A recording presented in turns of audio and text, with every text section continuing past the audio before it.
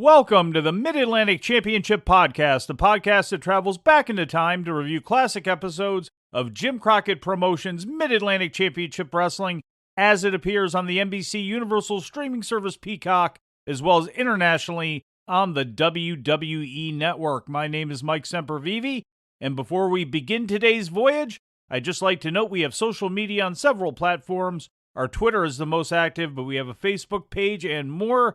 Just search at Mid-Atlantic Pod and look for the logo. And if you want to follow along with us but don't have access to Peacock or the network, you can still do so by heading over to the mighty MidAtlanticGateway.com and checking out David Taub's reviews of these classic shows. We'd also appreciate you heading over to YouTube.com/MidAtlanticPod, where you can find full podcasts, truncated versions of classic episodes, plus special audio and video clips exclusive to our page, and often with the great assistance of the mighty Mid-Atlantic Gateway website. Go to youtube.com/MidAtlanticPod and please subscribe, watch, and like the videos. It would be doing us a great service.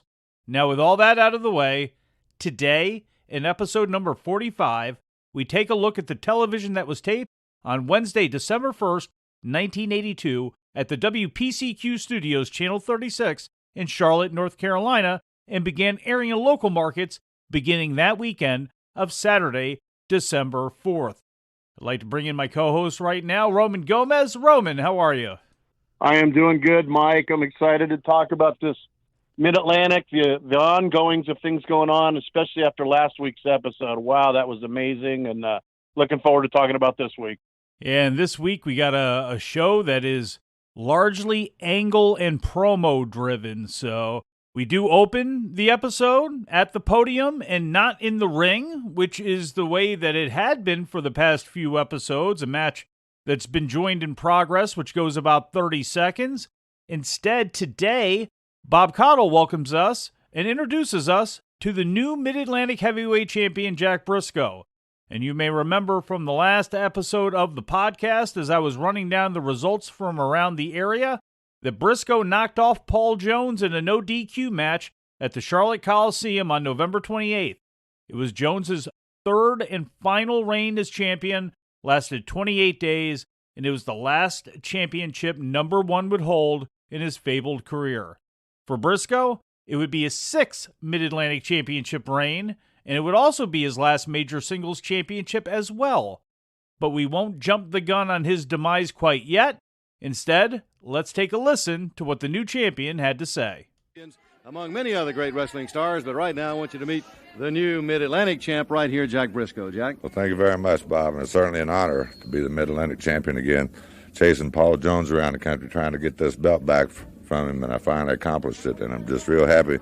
And I just want all the wrestlers to know out there, I'll wrestle anybody. I have an open contract, and right here it is for anyone to come and get it.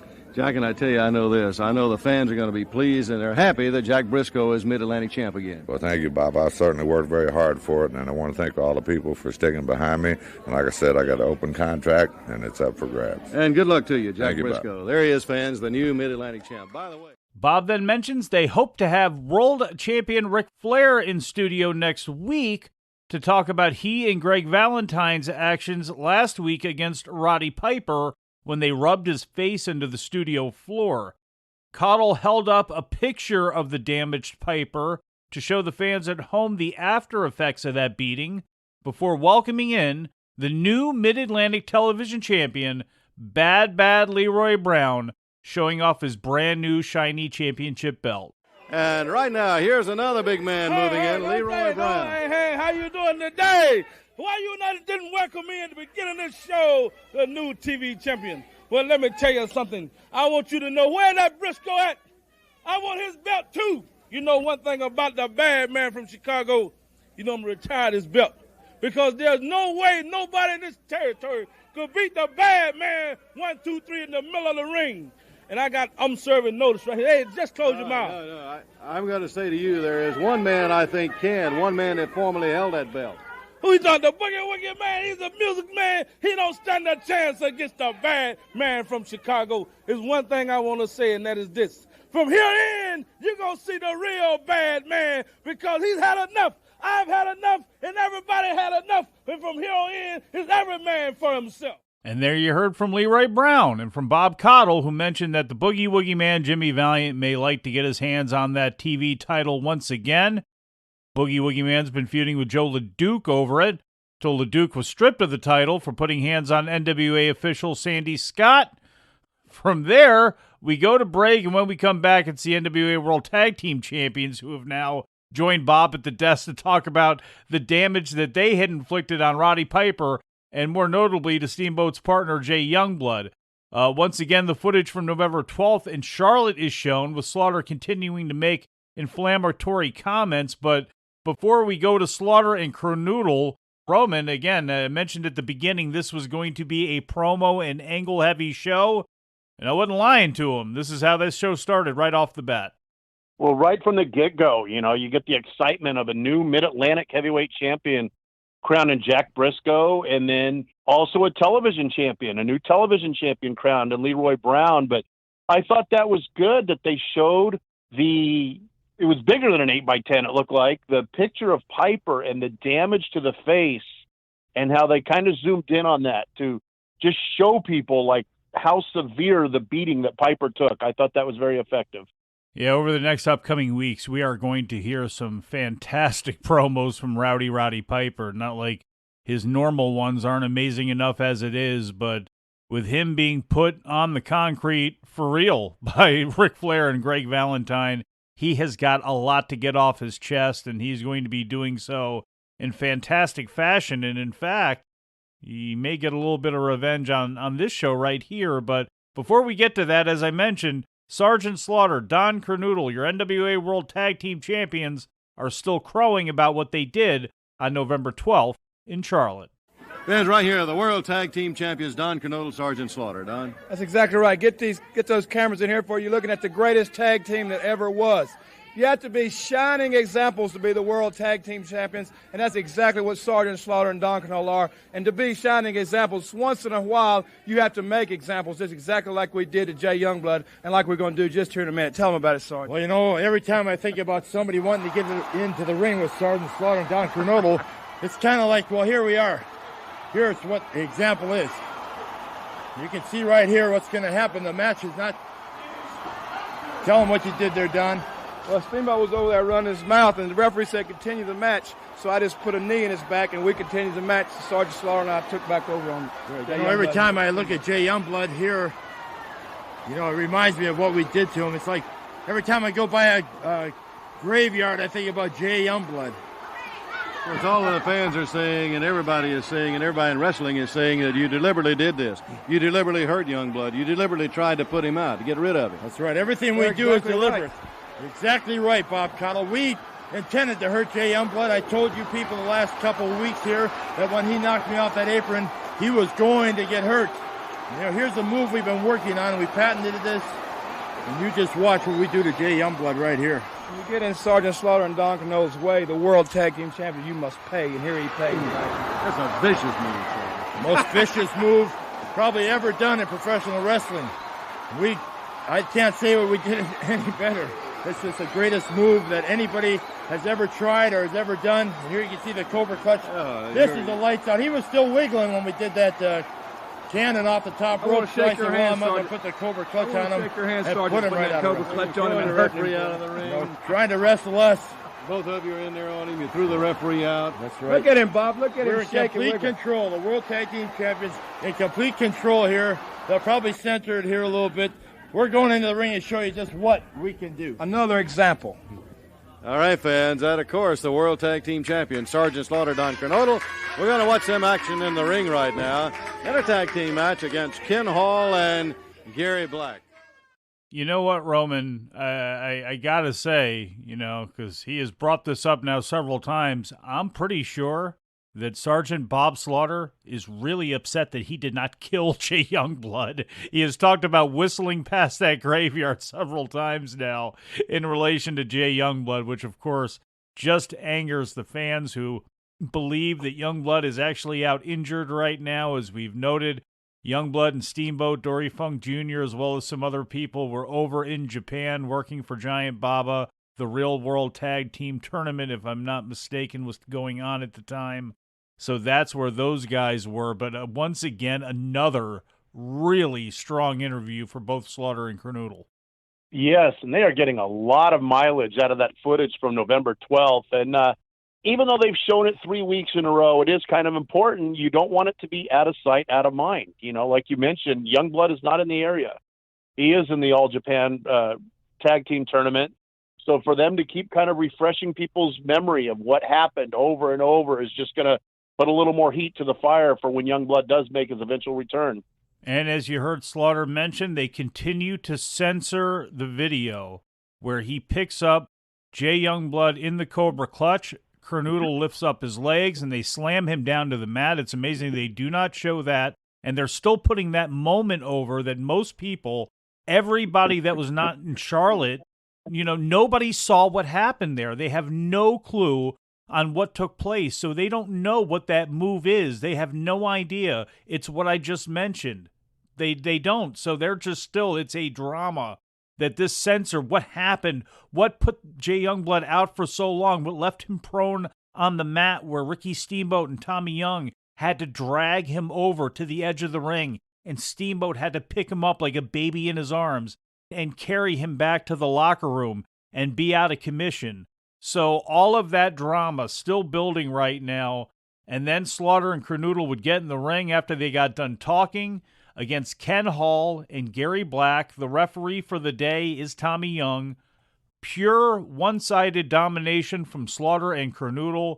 The end came when Kernodle delivered a big thump power slam to Hall and tagged in Slaughter. Kernodle lifted Hall up, and Slaughter came crashing down with the Slaughter Cannon clothesline to take the victory in only 2 minutes and 46 seconds. After the match, the champions continued to beat down Hall until Tommy Young literally dove in to save the downed opponent. So a dominant performance for the NWA World Tag Team Champions, who said what they were going to do and then went out and did it. Sarge and Kernodle were very aggressive in this match. Their kicks were delivered very stiff and cool finish. Kernodle held Hall up in the air, and Slaughter came off the top rope with the Slaughter Cannon, which is a clothesline for those of you that don't know. And after the match, Slaughter ended up putting Hall in the Cobra Clutch until referee Tommy Young had to separate it. But Slaughter and Kernodle looked really good here, very aggressive, and they're running roughshod over people right now.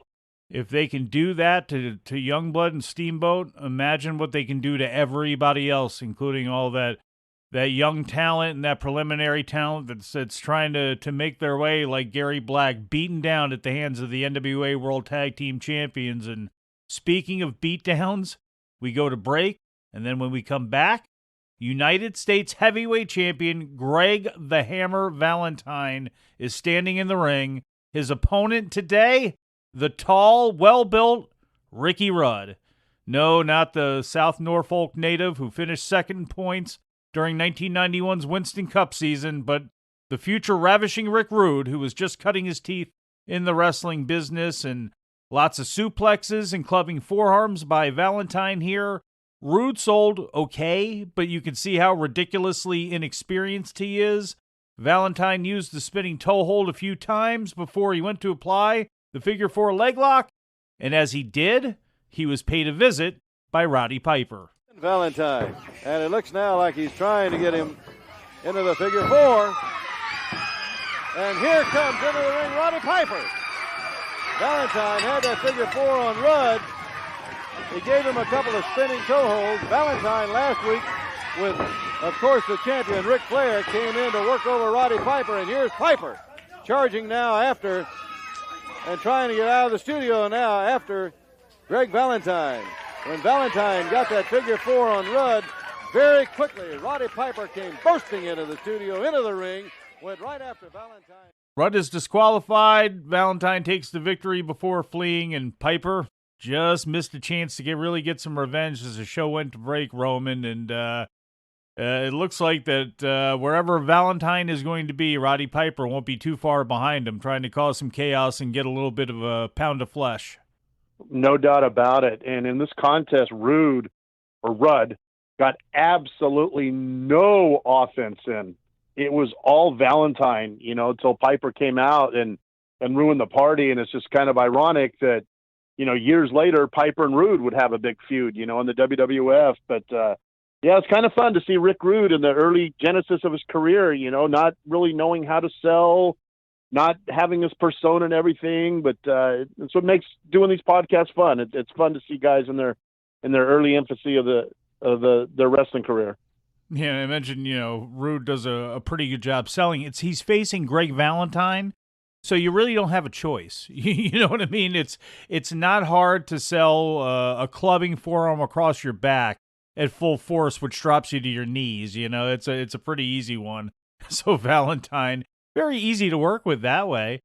So after that, we go to break. When we come back, Bob Caudle is talking to Bob Orton Jr. and Sweet Brown Sugar, who we're seeing for the first time on Mid-Atlantic TV. Sugar debuted 2 weeks ago during the episode that isn't available on the WWE Network or Peacock. This is the interview that is in lieu of being able to see any local spots. Orton reveled in Piper punching Valentine in the face and promised there would be more to come from Piper's Palace to Valentine and the rest of the House of Humperdink. Sugar talked about his loss to Leroy Brown on Thanksgiving and said that one day the television title would be his. Sugar and Leroy Brown had actually tangled before, as Brown took the Southern title off of him back in 1979. Sweet Brown Sugar is also known as Skip Young, and he started his career in Florida before making stops in Portland and Tulsa on the way to his first stint in Mid-Atlantic Championship Wrestling during 1978 and 1979, where he would occasionally team with Jay Youngblood and Pedro Morales. Young then headed back down to Florida and won the Southern title a few times. He also toured for New Japan Pro Wrestling in 1980 alongside fellow Floridians Steve Kern and Rocky Johnson. Young went on to really raise his star in Dallas before going back to Florida and picking up where he left off. During that stint, he was able to tour with All Japan Pro Wrestling before ending up back in Jim Crockett Promotions for this run. And he was in our next match against the future Road Warrior Animal, Joe Lauren. Unlike Rick Rude, it was a lot more obvious of what Lauren's potential could be, especially for a guy who didn't have an amateur background. He did take a great horrible bump off an atomic drop, though, and the match went 3 minutes and 32 seconds, although it did feel like it went a lot longer, though there was some good work put in by Sugar. The finish came when Lauren caught Sugar on what looked like it was supposed to be, Roman, a flying head scissors, but it turned into a body press attempt instead, and then Sweet Brown Sugar rolled him up for the pin, so a little bit wonky there due to Joe Lauren's inexperience, but Sweet Brown Sugar I thought looked fantastic. Yeah, the finish did come off a little weird. Something looked a little off on that, and it's kind of weird to see Road Warrior Animal with hair. He had hair and a beard, and those of you, if you can picture maybe like a Dr. Death Steve Williams type, he kind of looks something like that a little bit. But yeah, Sweet Brown Sugar hit him with the drop kick and then rolled him up for the victory. We then have a fade into the introductions for our next match, Bob Orton Jr. against Rick Connors.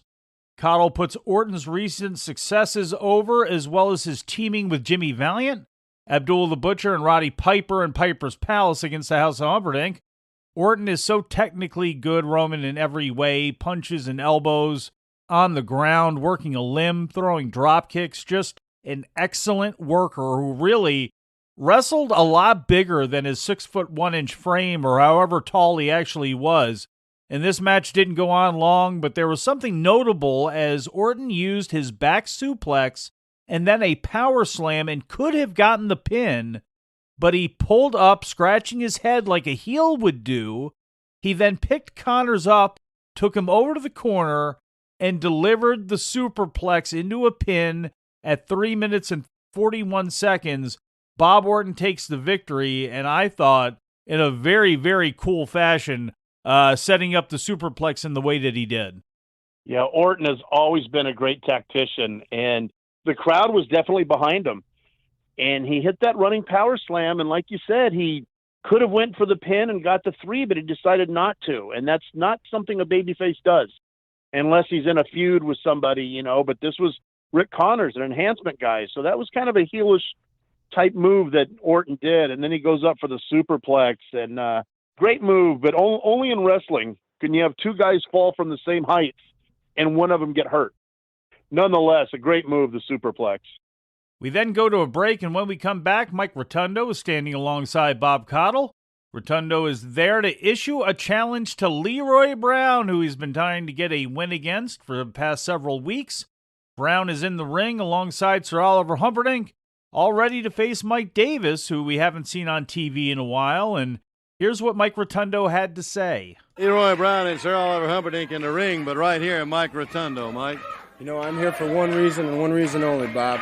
To challenge that man to a match. I want a match with him. I don't care where it is, if it's on TV, any place. I want a match with him. Some people think I'm nuts for wanting that. I mean, you keep coming back, Mike. Hey, More and more. I've come to adversity in my sports career before, Bob, and I've always come back, and I've come back on top. And like I said before, I'm going to keep on going until I beat that man because he's hurt me.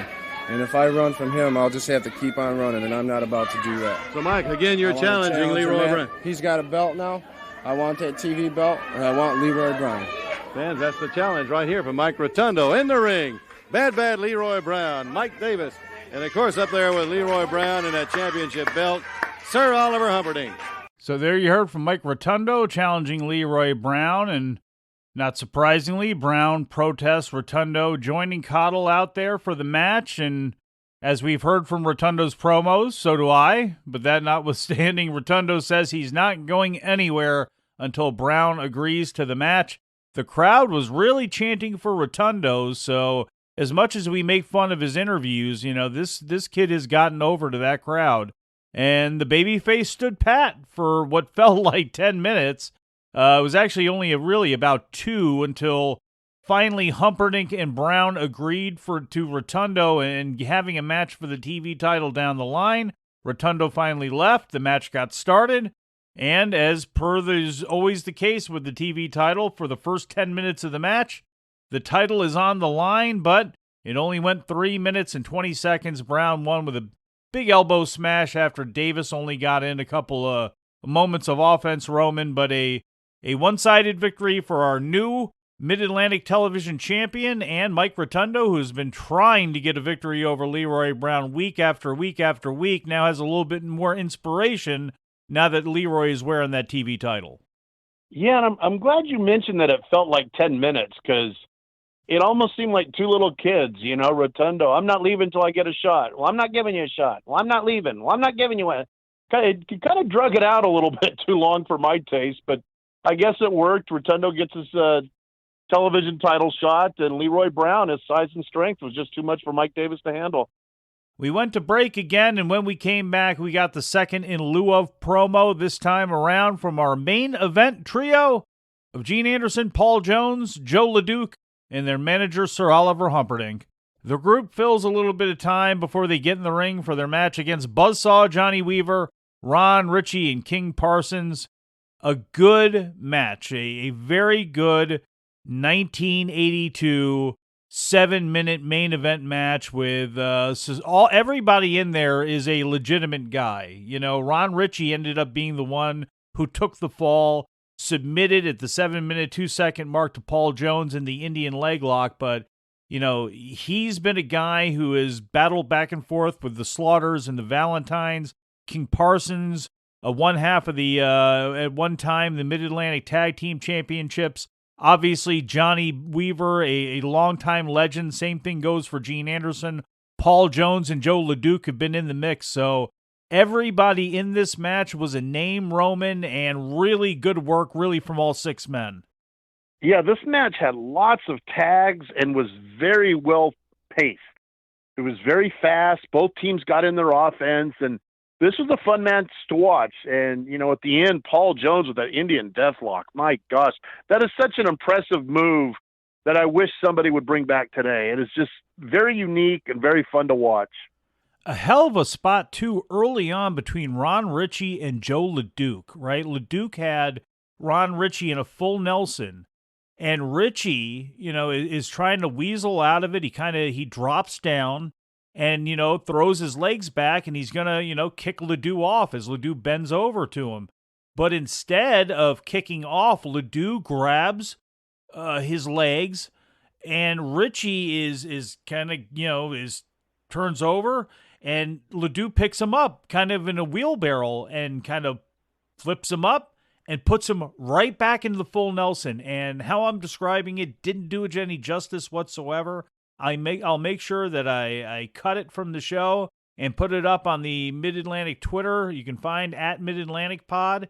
Just a sweet little spot right there. And as you mentioned, that Paul Jones Indian Deathlock, for anything you want to say about Paul Jones, that's a hell of a move that he can pull off at top tier.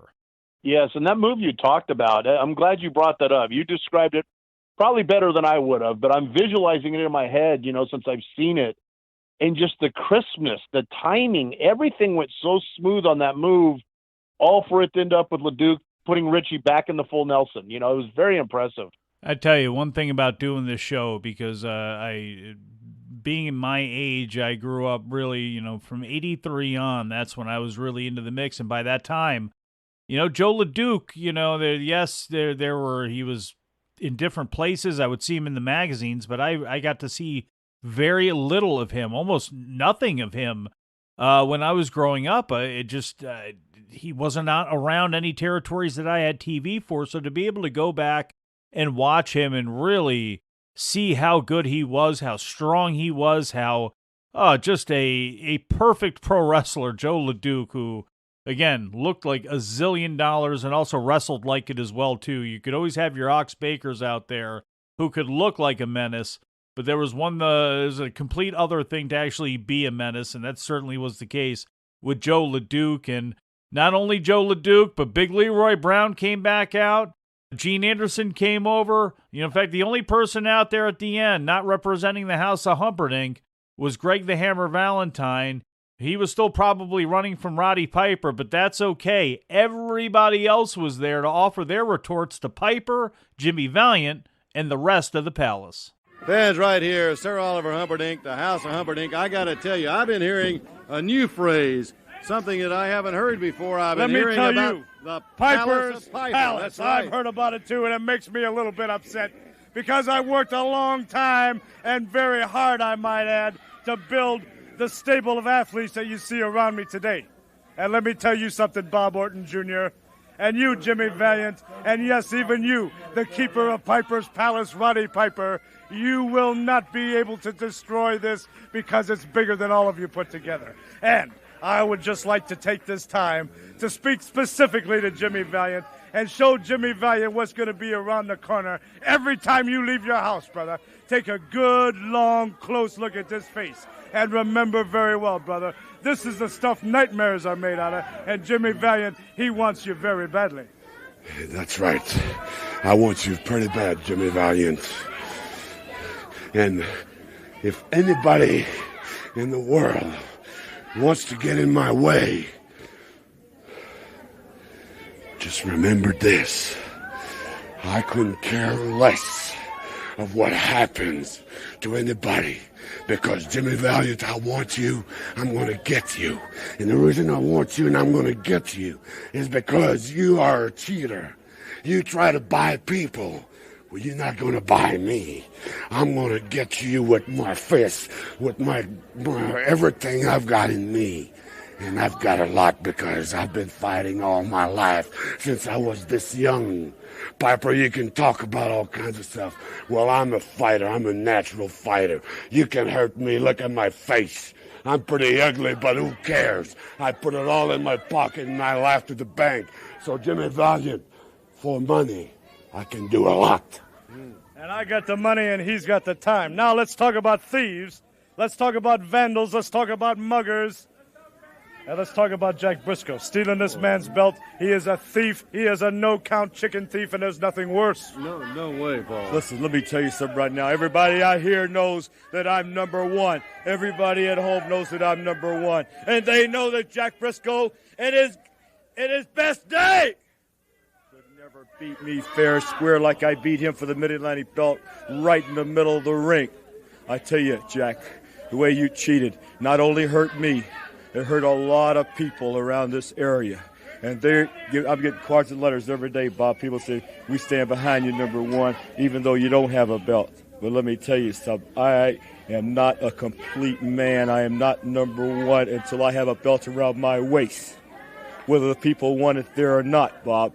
And I'm going to tell you something right now. This man standing right behind me, whatever he says, you can go to the bank with it. And I'm promising you it'll be back around your waist before too very long, Paul Jones.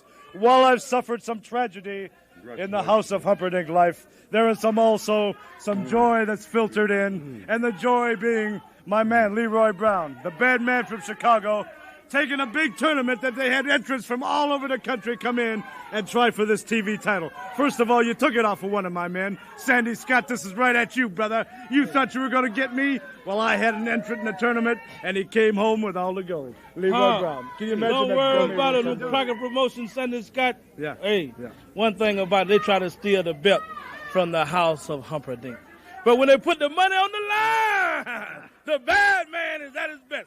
Now, you got this kid, Mike Rotundo, talking he want this belt. Don't overlook Hey, Rotundo. I'm not overlooking him. But all Rotundo got to do is ask himself one question. How much money is this belt worth to the bad man?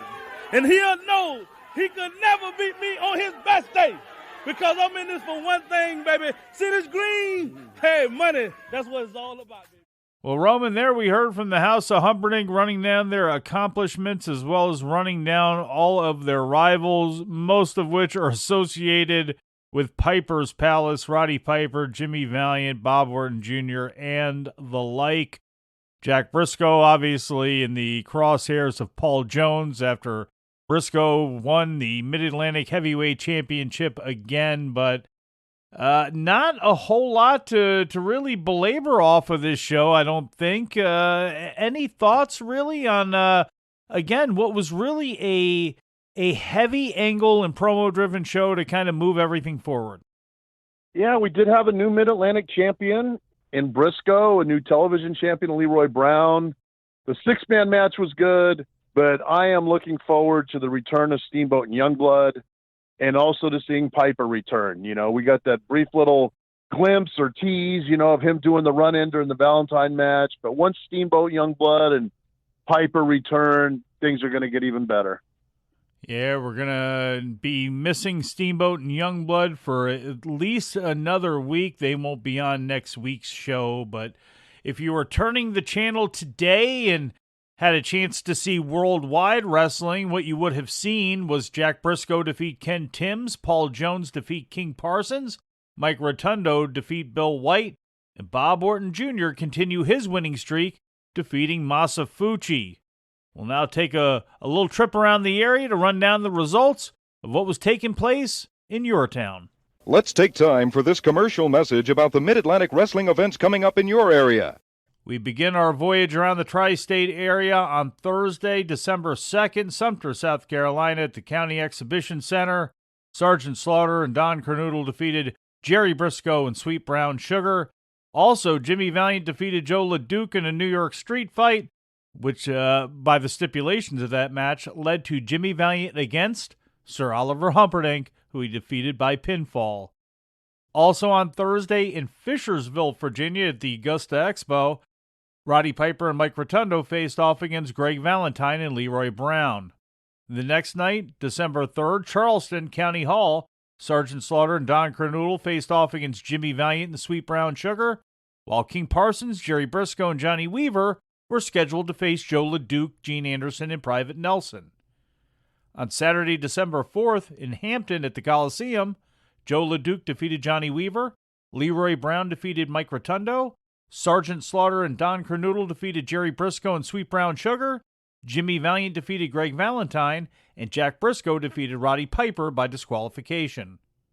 On Sunday, December 5th, in Roanoke at the Civic Center, Leroy Brown defeated Mike Rotundo, Sergeant Slaughter and Don Kernodle defeated the Briscoe brothers, and Roddy Piper, Jimmy Valiant, and Sweet Brown Sugar defeated Joe LeDuc, Greg Valentine, and Sir Oliver Humperdink. The show scheduled for Sunday in Kingsport, Tennessee, the Dobbins-Bennett Dome, was canceled.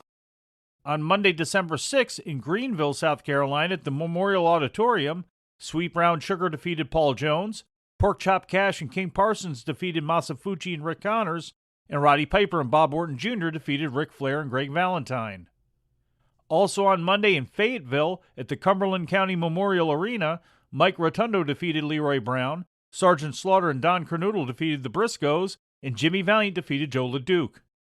On Tuesday, December 7th in Raleigh at the Civic Center, Jack Briscoe defeated Paul Jones, Bob Orton Jr. defeated Greg Valentine in a Texas death match, and Sergeant Slaughter and Don Kernodle defeated Sweet Brown Sugar and Jimmy Valiant.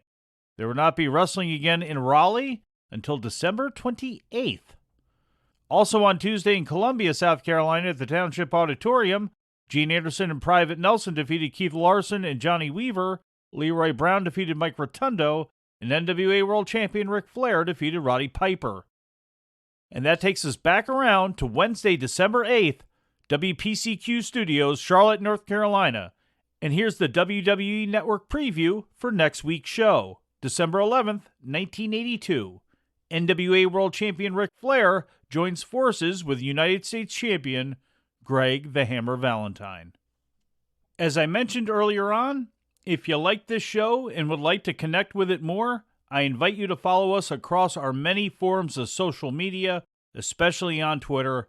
Just search @MidAtlanticPod. We would also really appreciate you following us on YouTube, youtube.com/MidAtlanticPod.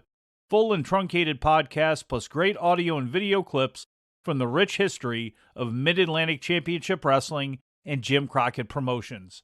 That's youtube.com/MidAtlanticPod. I also invite you to support all of the programs and content here on the Arcadian Vanguard Podcast Network. We don't condescend, and we are dedicated to preserving and accurately archiving the history of professional wrestling. And I'm proud that this show, produced by me, can be a part of that. For Roman Gomez, I'm Mike Sempervive. Take us home, Uncle Bob, and you too, Bob DeBartoleben. Mid-Atlantic Championship Wrestling has been furnished to this station for broadcast at this time by Jim Crockett Promotions in exchange for commercial consideration.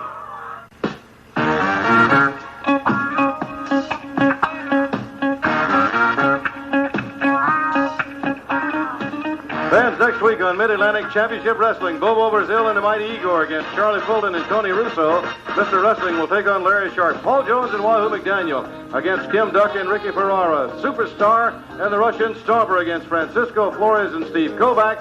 And Blackjack Mulligan will take on Phil Mercado all next week.